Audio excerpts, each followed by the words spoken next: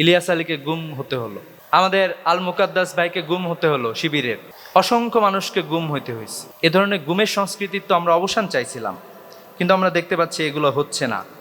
আগের সেই সিস্টেমে আমাদের সরকার পরিচালনা করতে যাচ্ছেন সবগুলো। এখানে বর্তমান প্রধানমন্ত্রী একবার নিশ্চুপ হয়ে আছেন। উনি মনে হয় কেউ কোনো জায়গা থেকে সুতা নাড়াচ্ছেন, মাঝে মাঝে একটু হাসেন, কথা বলেন। এই যে উনি প্রচার প্রচারণা চালালেন হা ভোটের পক্ষে, সংসদে না ভোটের পক্ষে, এবং এই যে অধ্যাদেশ বাস্তবায়ন হবে না, এইগুলো নিয়ে তার সংসদ সদস্যরা আলাপ তুলতেছে। এই ব্যাপারে তার যে দ্বিমত ছিল, উনি যে গণভোটে হা ভোটের পক্ষে চাইলেন, তার কিন্তু কোনো বক্তব্য আমরা দেখতে পাচ্ছি না। আমরা এ ধরনের বিষয়গুলো লক্ষ্য করতে পারছি।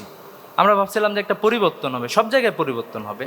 আমরা যারা বিশ্ববিদ্যালয়ের শিক্ষার্থী, স্বাধীন পিএসসি হবে, সেখানে যার যে যোগ্যতা আছে সে যোগ্যতার ভিত্তিতে চাকরি হবে। আমাদের সমাজের অসংখ্য মানুষ যাদের মানবাধিকার ভুলুণ্ঠিত করা হয়, তারা তাদের মানবাধিকার ফিরে পাবে। একটা স্বাধীন মানবাধিকার কমিশন থাকবে, যেখানে একজন রিকশাওয়ালারও যদি মানবাধিকার ভুলুণ্ঠিত হয়, সেও যাতে বিচার পায়, সেই ব্যাপারটা এনশিওর করা হবে। কেউ কারো উপরে যদি জুলুম না করতে পারে, সেই বিষয়টা এনশিওর হবে। কিন্তু আমরা দেখতে পেলাম যে এগুলোর আসলে অনেকগুলো বিষয়, যেগুলো আমাদের আলটিমেটলি আমাদের জাতিটাই সুন্দর হইতো। আজকে বিএনপি ক্ষমতায় আছে, কালকে জামাত আসবে, এর আগে আরেকটা দল ক্ষমতায় ছিল।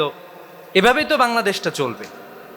আপনি এখন ক্ষমতায় আছেন, কয়েকদিন পরে বিরোধী দলে যাবেন, কিন্তু একটা সুন্দর কাঠামো যদি দাঁড়ায়, এই যে 16 বছর আপনারা নির্যাতন নিপীড়নের মধ্য দিয়ে গেলেন, এত সংগ্রাম, এত লড়াই করলেন, যদি একটা সুন্দর পদ্ধতি হয়, তাহলে আপনার রাজনৈতিক দলের নেতৃবৃন্দের একটি সুন্দর জীবনী তো আপনারা পাবেন।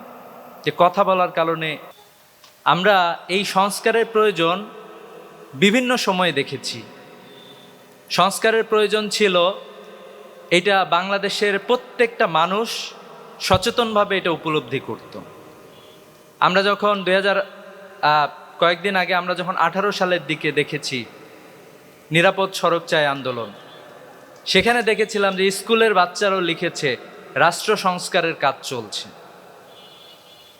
এবং 18 সালে স্কুলের শিক্ষার্থীরা এগিয়ে এসেছিল, পুরা জাতি ঐক্যবদ্ধভাবে প্রতিরোধ গড়ে তুলতে পারি নাই আমরা।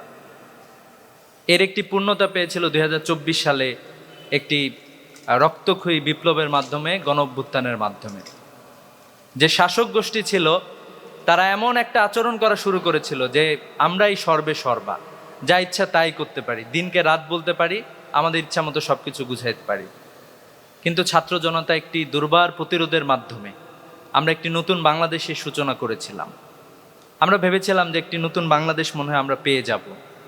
এর জন্য আমরা আন্তরিকতাপূর্ণভাবে আমরা দেখেছিলাম যে সবাই আগ্রহী ছিল এই জায়গাটাতে। বর্তমানে যে দল ক্ষমতায় আছে, যে দল বিরোধী দলে আছে, অন্যান্য রাজনৈতিক দল, সবাই ঐক্যবদ্ধভাবে ছিল যে আমরা একটি সংস্কার চাই। তো এরই ধারাবাহিকতায় এই যে সংস্কারটা হওয়া দরকার, এবং জনমত এটার সংস্কারের পক্ষে জনমত প্রতিফলিত হয়েছে। এ ধরনের একটি জনবান্ধব ইস্যুতে ডাকসুর ভিপি সাদিক কায়েমকে ধন্যবাদ জানাতে চাই, ডাকসুকে ধন্যবাদ জানাতে চাই যে বাংলাদেশের ছাত্র রাজনীতিতে যে সকল ছাত্র সংগঠন আছে তাদের সবাইকে দাওয়াত দিয়েছে। আমি খোঁজখবর নিয়েছিলাম যে সবাই এখানে আসতেছে কিনা, তো আমি দেখলাম যে মোটামুটি সবাইকে দাওয়াত দেওয়া হয়েছে, ছাত্র দল থেকে শুরু করে সবাইকে দাওয়াত দেওয়া হয়েছে। কিন্তু আমরা যতটুকু বুঝলাম যে সবাই আসলে সংস্কারের মানসিকতা সবসময় ধরে রাখতে পারে না। আজকে আমরা এখানে দেখেছি দুইটা দল এখানে আছে, স্পেশালি ছাত্র অধিকার পরিষদ আছে, ছাত্র সমাজ আছে, তাদের যে মাদার পার্টি, এটা হচ্ছে সংসদে সরকার দলীয় এজেন্ডা বাস্তবায়ন করতেছে। তারা আসলে এটার প্রতিবাদ জানাইছে, প্রজন্মের সাথে এসে তারা ঐক্যবদ্ধ হয়েছে। আমরা যদি পৃথিবীর বিভিন্ন দেশে দেখি, আমরা দেখব যে সরকার যখন কোনো সিদ্ধান্ত নিতে যায়, তখন তারা হচ্ছে জনমতটা যাচাই করে যে জনমত কোন দিকে, জনমত যেদিকে সেভাবেই তারা সিদ্ধান্ত গ্রহণ করে।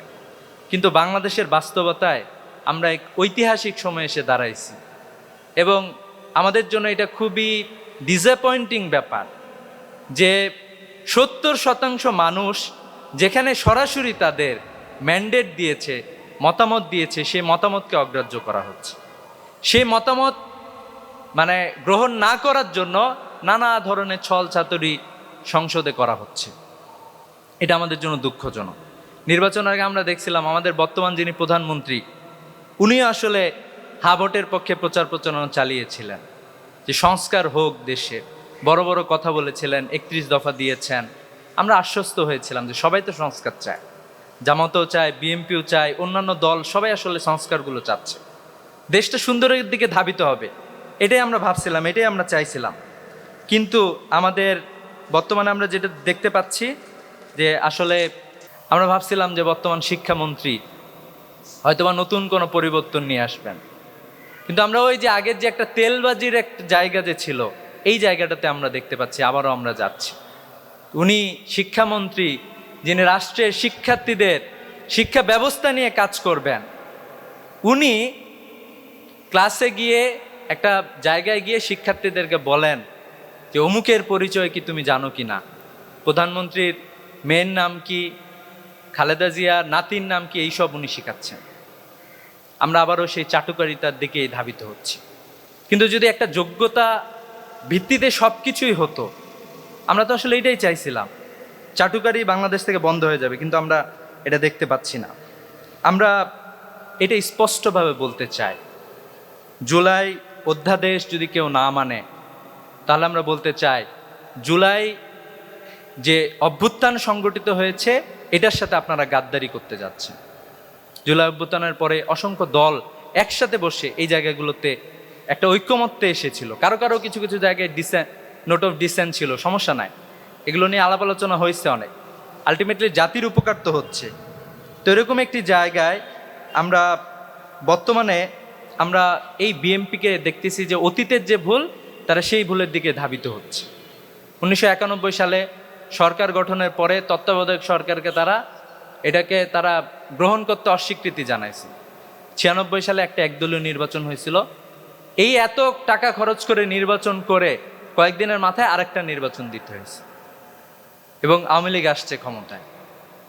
এরপরে আমরা পরবর্তীতে আবারও দেখি এই যে বিচারপতিদের বয়স সংস্কার করার মাধ্যমে তারা বাংলাদেশে 111 তৈরি করেছে, একটা পরিবেশ সেরকম তৈরি করেছে, এবং এই পরিবেশের কারণে বিগত 16টা বছর বাংলাদেশের মানুষ দুঃসহ যাতনার মধ্য দিয়ে গিয়েছে।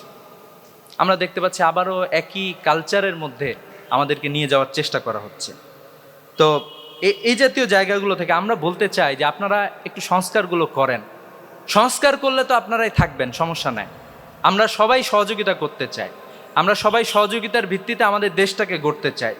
যদি সংস্কার না করে বরং আমরা দেখতে পাচ্ছি আপনারা একটা একটা করে নতুন নতুন বিষয় নিয়ে আসতেছেন। আমরা দেখলাম যে প্রধানমন্ত্রীর নতুন কার্যালয় বানানো হবে, সেখানে বাংকার বানানো হচ্ছে, পিছন দিয়ে চলে যাওয়ার জন্য সুড়ঙ্গ বানানোর প্ল্যান এখানে নেওয়া হচ্ছে। সুড়ঙ্গ বানানোর প্ল্যান নেওয়ার তো কোনো দরকারই নাই, কাজটা ভালো করেন, জনগণ আপনাদেরকে বিতাড়িত করবে না যদি কাজটা ভালো করেন।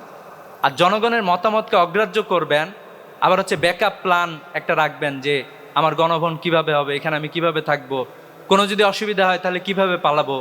যদি জনমতকে আপনারা গ্রহণ করতেন তাহলে অন্তত আপনাদেরকে এই চিন্তা করতে হতো না। আমরা বিশ্বাস করি এখনো আপনাদের শুভ বুদ্ধির উদয় হবে। তো এই আহ্বান আপনাদেরকে জানাচ্ছি, কারণ দেখেন আপনি ঢাকা বিশ্ববিদ্যালয়ে যাবেন, যায় 95% শিক্ষার্থী হা ভোটের পক্ষে তাদের মতামত দিয়েছে। র্যান্ডম স্যাম্পলিং করেন আপনি, এই প্রজন্ম চেঞ্জের পক্ষে, আপনি কেন তাদের বিপক্ষে যাচ্ছেন? বরং সেই প্রজন্মের যে মতামত, জনমত যেটাতে আছে সেটার আলোকে আপনারা নিজেদেরকে গড়ে তোলেন। তো আমরা ছাত্র নেতৃবৃন্দের ভূমিকা আসলে কি হতে পারে এই শীর্ষক আলোচনা। তো আমি আহ্বান জানাতে চাই যে ছাত্র নেতৃবৃন্দের অন্যতম একটা, ছাত্র দলগুলোর ছাত্রদের যে সংগঠনগুলো আছে তাদের অন্যতম একটা বড় জায়গা হচ্ছে যে জনমত গঠন করা। ছাত্ররাই সবচেয়ে সচেতন, আমরাই সর্বপ্রথম রাস্তায় নামছিলাম, আমাদের সাথে পুরো প্রজন্ম আসছিল, পুরো জাতি আসছিল, এবং আমরা একটা পরিবর্তন সাধিত করেছিলাম। তো এই জন্য আমরা আপাতত ছাত্রদের গণ্ডির মধ্যেই আছি, কিন্তু আমরা এখন আপনাদেরকে আহ্বান জানাই আপনারা ঠিকঠাক হয়ে যান। যদি না করেন তাহলে ছাত্রদের গণ্ডি পেরিয়ে আবারও আমরা জনমানুষের কাছে চলে যাব, সবাইকে নিয়ে আমরা সচেতনতা গড়ে তুলব এবং আমরা বিশ্বাস করি সবাই আমাদের সাথে আছে। জুলাই কিন্তু এটা প্রমাণ হয়েছে, ছাত্ররা রাস্তায় নামছে, সকল মানুষ ছাত্রদের সাথেই আসছে। বাংলাদেশের যে কোনো সংকটে ছাত্ররা এ ধরনের ভূমিকায় রেখেছে। তো এই জন্য আমি প্রত্যেক ছাত্র সংগঠনকে আমি আলহামদুলিল্লাহ খুবই খুশি হয়েছি। আমাদের ছাত্র শিবিরের পক্ষ থেকে অনেকগুলো কর্মসূচি থ্রো করা হয়েছে, সারা দেশব্যাপী কর্মসূচি হয়েছে, অন্যান্য ছাত্র সংগঠনের কিছু প্রোগ্রাম হয়েছে। তা আমি মনে করি এটা হচ্ছে একটি সচেতনতামূলক জায়গা। এবং আমি বলতে চাই বর্তমান সরকারকে যে একটা অগ্নিয়গিরি আছে ছাত্রদের অন্তরে বাংলাদেশে। তো এটাকে আপনারা একটু সুন্দরভাবে ছাত্রদের মতামতের আলোকে আপনারা পরিবর্তিত হন এবং হচ্ছে আপনারা পরিবর্তনটা নিয়ে আসেন, এই প্রত্যাশা আপনাদের কাছে রাখছি। আর আমরা ইনশাল্লাহ শুধুমাত্র আজকের বসা না, আমরা সবাই একসাথে আগামীতে সুন্দর বাংলাদেশ বিনির্মাণের জন্য, বাংলাদেশের মানুষের জন্য কাজ করে যাব ইনশাল্লাহ। যদি আবারও কোনো আন্দোলন করার প্রয়োজন হয় আমরা সব সময় আছি, আমরা থাকব। বাংলাদেশের মানুষের সাথে এ বিশ্ববিদ্যালয় ছিল, শিক্ষার্থীরা ছিল, আমাদের পরিবর্তনের যে আকাঙ্ক্ষা ছিল এই আকাঙ্ক্ষা এখনো মরে যায় নাই। আমরা সে আকাঙ্ক্ষার প্রতিফলন চাই, আমরা সে প্রত্যাশা রাখি, এ প্রতিফলন পাবো, এই প্রত্যাশা রেখে শেষ করছি। আসসালামু আলাইকুম ওয়া রাহমাতুল্লাহ।